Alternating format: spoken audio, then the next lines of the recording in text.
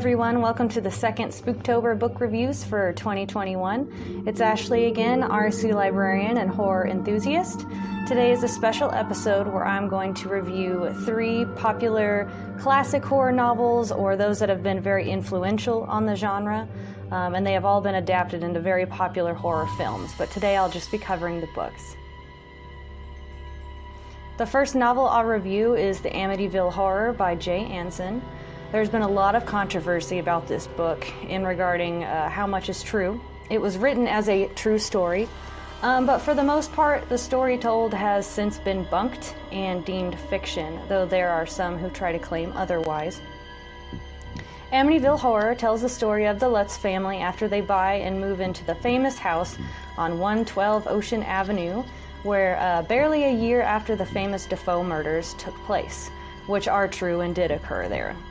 They begin to experience unexplainable occurrences, such as items being moved or even becoming animated right before their eyes, cloven footprints appearing outside in the snow, and their daughter's new mysterious invisible friend called Jody.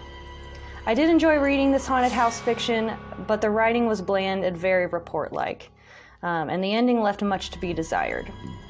There aren't many good descriptors in the book, and I never truly felt immersed in this creepy house.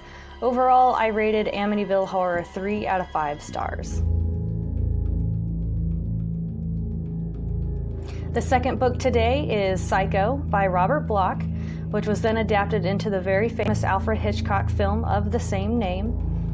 I was lucky enough to have not been spoiled on the twists in Psycho. I've never seen the movie, and the ending was not spoiled for me in the book, and it was quite a wild ride. No spoilers here, as always. But the book starts with Norman Bates, a middle-aged man who lives with his dominating mother and runs a small motel. Norman lets his mother run his life and boss him around in nearly every aspect of his life. When a young woman named Mary Crane is on the run and looking for a quick rest, she stops at the Bates Motel and is caught up in the family drama and ends up losing her head. The rest of the novel is told from Norman's perspective, as well as Mary's fiancé and sister who are out looking for her after her disappearance. Psycho was a fantastic read with great writing and characters, and overall I rate it the full 5 stars.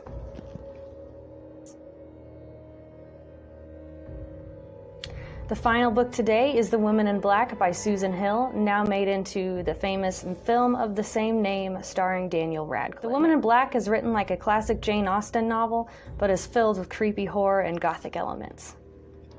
We follow protagonist Arthur Kipps as he recounts his horrifying experiences in the Eel Marsh house years and years ago. Back then, Arthur was sent by his employer to attend the funeral of their client, Alice Strablow, and to settle her estate. The house is located across the narrow causeway that is completely cut off at high tide and is often covered in a swirling, thick, confusing fog. At the funeral, Arthur sees a mysterious woman dressed in black in the far background, and the townsfolk seem reluctant to share anything they know about her or Eel Marsh House itself. As Arthur spends more time at Eel Marsh House, he slowly begins to understand the frightened townsfolk and their reluctance when he hears the far-off screams of a child and almost loses himself in the fog outside. The Woman in Black is a great English Gothic novel with elements of horror to keep you up at night, and overall I rate it 4 out of 5 stars. That wraps up our classic reviews for today. Be sure to check them out at the library, and we'll see you again next time.